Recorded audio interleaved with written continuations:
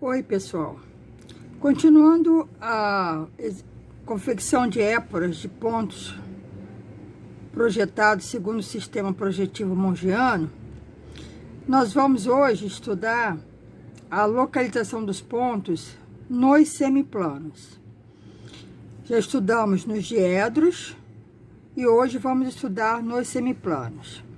Então, aqui só refazendo, para vocês relembrarem a aula anterior, o semiplano vertical superior com semiplano horizontal anterior forma o primeiro diedro.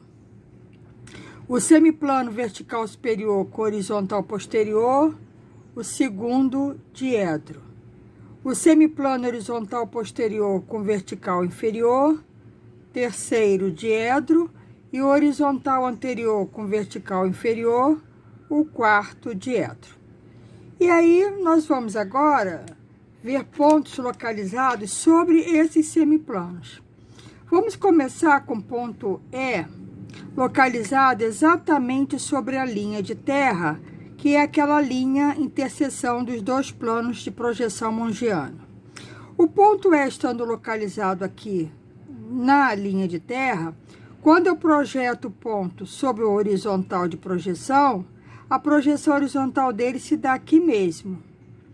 E quando eu passo a projetante em relação ao plano vertical de projeção, a projeção vertical dele também é definida aqui. Então, todo ponto localizado na linha de terra, ele terá representação em épora, suas projeções sobre a linha de terra. Vamos pegar agora um ponto F localizado no semiplano horizontal anterior. Ponto F aqui, ó, no horizontal anterior. Quando eu passo uma projetante por F em relação ao vertical de projeção, perpendicular ao plano, a projeção vertical dele fica definida aqui, ó, na linha de terra. E quando eu passo a projetante em relação ao horizontal, a projeção horizontal dele é o próprio ponto. Então, todo ponto localizado sobre o semiplano horizontal anterior, em épora, terá sua projeção vertical na linha de terra e a sua projeção horizontal coincidente com o próprio ponto. Não esqueçam, né, que aqui foi feito a épora, é o rebatimento após o rebatimento do horizontal sobre o vertical. Continuando, vamos pegar um ponto G localizado sobre o semiplano vertical superior. Reparem aqui, está o ponto G. Projeto o ponto G no horizontal de projeção, a projeção horizontal dele fica definida sob a linha de terra. Projeto o ponto G em relação ao vertical, passando uma projetante perpendicular ao plano, a projeção vertical dele vai coincidir com o próprio ponto G. Então, em épora, todo ponto localizado no semiplano vertical superior, em épora, terá sua projeção horizontal na linha de terra e a projeção vertical coincidente com o próprio ponto. Pegando um ponto J localizado no semiplano horizontal posterior. Então, pegamos aqui um ponto J, qualquer lugar do semiplano horizontal posterior. Quando projetamos o ponto em relação ao vertical de projeção, a projeção vertical dele é definida na linha de terra. E quando projetamos em relação ao horizontal, a projeção horizontal dele coincide com o próprio ponto. Então, todo ponto localizado sobre o semiplano horizontal posterior, em épora, terá sua projeção vertical sobre a linha de terra e a sua projeção horizontal coincidente com o próprio ponto. Pegamos agora o ponto L no semiplano vertical inferior. Quando projetamos o ponto em relação ao horizontal, a sua projeção horizontal é definida na linha de terra. E quando projetamos o ponto em relação ao vertical, passando uma projetante perpendicular ao plano pelo ponto, a projeção vertical dele coincide com o próprio ponto L.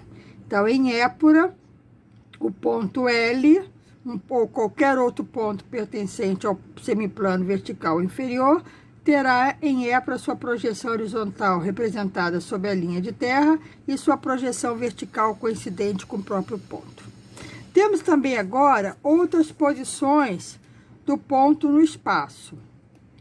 Que posição seria essa?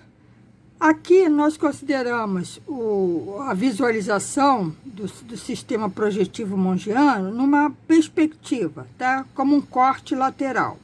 Então, aqui é o horizontal anterior, o vertical superior, o horizontal posterior, o vertical inferior e aqui a linha de terra, fazendo um corte no sistema projetivo. Isso aqui seria uma representação de perfil do sistema projetivo mongiano. Bem, passamos por cada diedro um plano que divida o diedro em dois ângulos de 45 graus. O diedro é um diedro reto, então eu passando um plano na bissetriz do ângulo, nós vamos ter duas regiões de 45 graus. E assim eu divido todos os 4 diedros. Então, esses planos que contêm a bissetriz do ângulo diedro, eles são chamados de planos bissetores. Então, aqui sendo o primeiro diedro e aqui o terceiro diedro, este bissetor é chamado de bissetor ímpar. Aqui o segundo diedro e aqui o quarto diedro, aqui então nós chamamos de bissetor par. E todos os pontos localizados sobre estes planos estão à mesma distância dos planos de projeção, visto que a bissetriz do ângulo é o lugar geométrico dos pontos que distam igualmente dos lados do ângulo. E como os lados do ângulo são os semiplanos, então todo ponto sobre a bissetriz vai estar à mesma distância dos planos. Então, eu peguei aqui um ponto M no bissetor ímpar do primeiro diedro, então, projetando no vertical superior, projetando no vertical superior e no horizontal anterior, nós vamos ter em épura a representação das projeções do ponto M à mesma distância da linha de terra, porque aqui vai ser um quadrado, né? Então, após o rebatimento, temos a linha de terra e as projeções à mesma distância da linha de terra. O ponto N no bissetor par do segundo diedro, a mesma coisa, ó. Aqui nós vamos ter um quadrado, a distância do ponto N ao vertical superior e a mesma distância do ponto N ao horizontal posterior. Projetando, o que vai acontecer?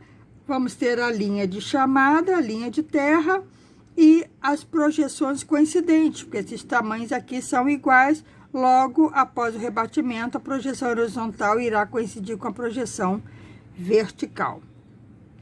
Pegando um ponto R no bissetor no terceiro diedro, a mesma coisa, ó, R' no π'I, R no πP. Após o rebatimento, nós vamos ter a distância da projeção horizontal, a mesma distância da projeção vertical em relação à linha de terra. Esses tamanhos aqui também são iguais. E, por último, ponto S localizado no bissetor par do quarto diedro.